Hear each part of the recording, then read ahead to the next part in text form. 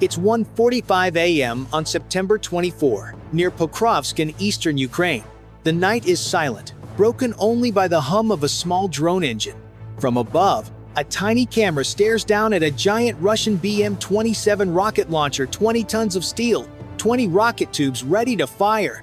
Worth over $3 million, it's parked on the edge of a field, guarded and protected by electronic jammers. But down below, Ukrainian operators grip their controls tight. On their screen, the launcher grows larger with every second. The drone, no bigger than a backpack, dives low. A shaped charge warhead waits at the front. If it hits, the explosion could torch the entire launcher in seconds. The Russian crew has no idea their million-dollar machine is already marked. Tonight, the fight comes not with artillery salvos, but with a buzzing drone worth less than a used car. And in the darkness, it's about to strike. In Donetsk Oblast, eastern Ukraine, nights are rarely quiet. The front line shifts back and forth, but heavy weapons decide who holds the ground.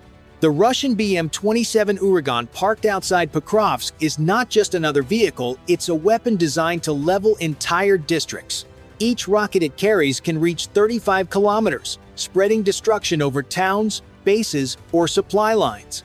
For Ukrainian soldiers and civilians, its presence is a constant threat. That night, Ukraine's Phoenix FPV unit took on the mission.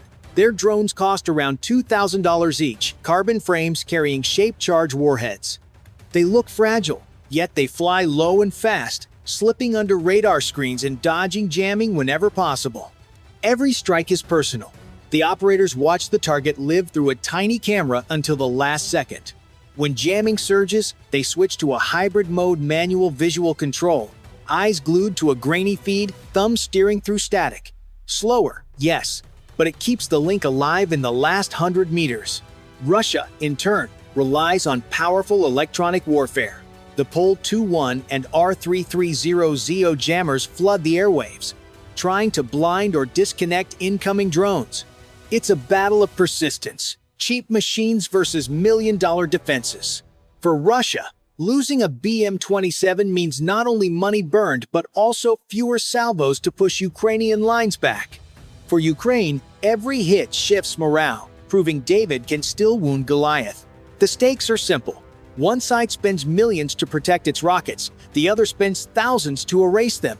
Each encounter is a gamble of nerve, speed, and precision. And here's a question for you watching. If you believe Ukraine's small drones will keep outsmarting Russia's massive launchers, press 1 inch the comments. If you think electronic warfare will eventually win, press 9. 2:10 a.m. The Phoenix operators sit in a cramped hideout, eyes locked on their screens. The first drone circles high, feeding live video. Down below, the Russian BM-27 crew moves casually. One soldier smokes, another checks the launcher's cables. They don't know they're already being hunted. The operators release the first FPV drone. It surges forward, low and fast. The screen flickers with static. Russian jammers are strong here. The pilot switches quickly to hybrid mode, guiding by faint visuals and raw instinct. At 500 meters out, Russian guards hear the buzzing. They wave rifles wildly, firing into the night.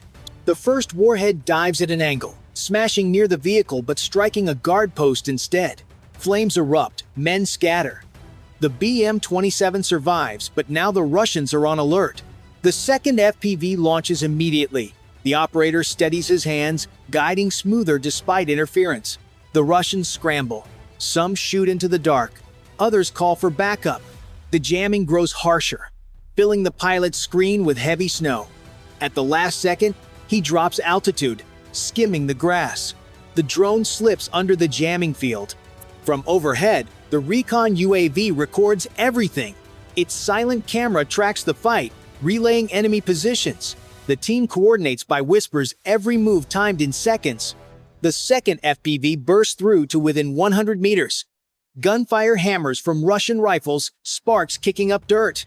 The operator pushes throttle full. The last image is the BM-27's rear armor filling the screen. Then, static. A blinding flash. A fireball erupts behind the launcher. But as the smoke clears, the machine still stands. Damaged, scorched, but not destroyed. Russian soldiers rushed to check, some panicked, some emboldened. Inside the hideout, Phoenix readies the third drone, adjusting batteries and video links. This time, the commander points to the ammo rack, the weak spot that could turn sparks into a storm. They slow their breathing, wipe the lenses, and mark the wind. A final recon check shows fuel trucks idling beyond the hedgerow. One more reason to end this now. Third launch in 3, 2, 1. No chatter, only a hard nod. Everyone understands the risk and accepts it.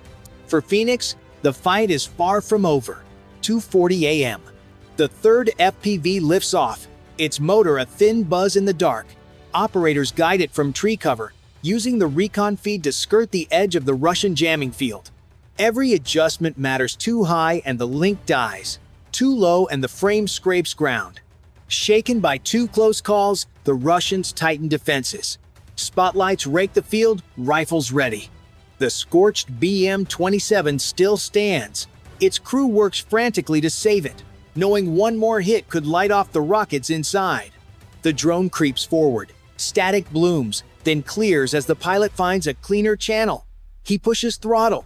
The launcher swells on screen. Gunfire erupts, dozens of rounds spray into the dark. A tracer nicks a rotor. The FPV wobbles. The pilot steadies it, hands firm. The image shakes, but the warhead stays online. Russian soldiers bark orders, flares hissing overhead. The drone slips through, hugging the grass. At 100 meters, the picture clears for a heartbeat enough. The pilot slams throttle full. Impact. The warhead punches the BM-27's flank.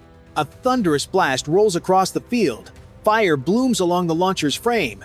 Crewmen scatter, some diving for ditches, others sprinting blind. Heat cooks rockets in their tubes. A few streak away at wild angles, tearing bright scars across the sky. The launcher burns. The jamming net stutters. Phoenix cheers, then quiets. Reinforcements rumble in headlights bobbing. Heavy guns probing for the drone team's hide. Victory brings danger. The unit must move before the search box closes. The recon feed shows vehicles spreading out, cutting lanes of escape. The commanders confer in short whispers. Exfil east, then south under the hedgerow. Wipe gear, leave nothing. One more recon sweep confirms the blaze is self-sustaining. If the ammo rack goes, the launcher is finished, and anyone near it will not be. This is the war in miniature. $1 million metal versus $1,000 ingenuity, each side adapting in minutes. If you think Ukraine's persistence will keep breaking through, press 1 inch the comments. If you think Russia's firepower turns the tide, press 9 and subscribe so you catch the next strike. 3:05 a.m. The BM-27 burns bright. Rockets cooking off in bursts. But Phoenix doesn't celebrate for long. A sudden crackle cuts through the recon feed, new signals, sharper than before. Russia has activated another jammer, this one mobile, mounted on a truck rolling straight toward the fire. Its range is tighter but more precise, slicing through the drone control band like a knife. The operators feel it instantly. The recon UAV stutters, its feed lagging, freezing, then snapping back in broken frames. Phoenix realizes the risk. The enemy isn't just defending the launcher, they're hunting the drone team itself. Moments later, new threats appear. Small Russian quadcopters rise into the night, each carrying spotlights or grenades. They sweep outward, searching for movement on the ground. The hunters have become the hunted. Phoenix faces a choice: retreat while the path is still open, or push for one more strike. Their commander decides the third FPV has already hit, but the recon drone remains. If they can get one final look at the reinforcement column, they'll know how far the Russians can push. The recon UAV dips lower, hiding behind smoke and flames. Through the haze, headlights stretch in a long line, armored vehicles, supply trucks, even fuel carriers moving in. Destroying the BM-27 was costly, but now Phoenix sees the bigger picture. Russia is preparing a broader assault, and this strike has only scratched the surface. The operators exchange grim nods. They know the Russians are closing in, their jammers growing stronger, their drones circling above. For Phoenix, survival now depends on slipping away unseen, carrying proof of what they've just uncovered. 3:25 a.m. The BM-27 fire still lights the horizon, but Russian reinforcements push closer. Engines roar, headlights slash through smoke, and the mobile jammer tightens its grip. Phoenix feels every surge of interference. The recon UAV freezes, then blacks out. They're blind unless they gamble. The commander gives the order, launch the last FPV. It's their final chance to cripple the convoy or vanish without proof. The drone rises shaky, then steadies as the operator forces it through static. Flying low, it hugs the terrain, slipping through cracks in the jamming net. Above the tree line, Russian quadcopters sweep with spotlights. One drops a grenade nearby, dirt erupting yards from Phoenix's hideout. Time is running out. The FPV presses forward anyway. At 500 meters, the convoy appears: trucks, armored carriers, fuel tanks stretching long. Russian guns open fire, tracers slicing the night. The operator banks hard, dodging rounds. The feed jitters, then clears. A fuel truck gleaming in headlights. Perfect target. He breathes deep, mutters a prayer, and slams throttle. The drone screams low, skimming grass. At 100 meters, the jammer surges, snow filling the feed. He flies blind, steering by instinct. Then, clear signal. The truck fills the screen. Impact. A massive blast tears the carrier apart. Fireballs cascade across the road, igniting nearby vehicles. The convoy halts in chaos, soldiers shouting, some diving into ditches as secondary blasts ripple through. Phoenix hears the echoes even from their hideout, but the strike exposes them. Russian quadcopters close in, flares raining down. The team scrambles, grabbing gear, wiping drives, slipping into hedgerows. Gunfire cracks behind, but fire and smoke cover their retreat. Silence follows, broken only by burning steel and fading engines. Phoenix has survived for now. This is the razor's edge of modern war. Cheap drones striking millions in steel, operators gambling their lives each night. If you think small teams like Phoenix will keep tilting the balance, press 1 inch the comments. If you believe Russia's reinforcements will crush them, press 9 and hit subscribe so you don't miss what happens next. Dawn breaks over Donetsk Oblast. Smoke still rises from the blackened shell of the BM-27, its rockets cooked off, its steel frame gutted. What was once a $3 million weapon now lies twisted and useless, reduced by a drone that cost less than a family car. For Russia, the loss cuts deep. The BM-27 wasn't just hardware, it was a tool to pound Ukrainian defenses and threaten towns far behind the front. Its destruction is both a financial blow and a psychological one. Soldiers who watch the inferno know how vulnerable they are, no matter how thick their armor or how powerful their jammers. For Ukraine, the strike proves something larger.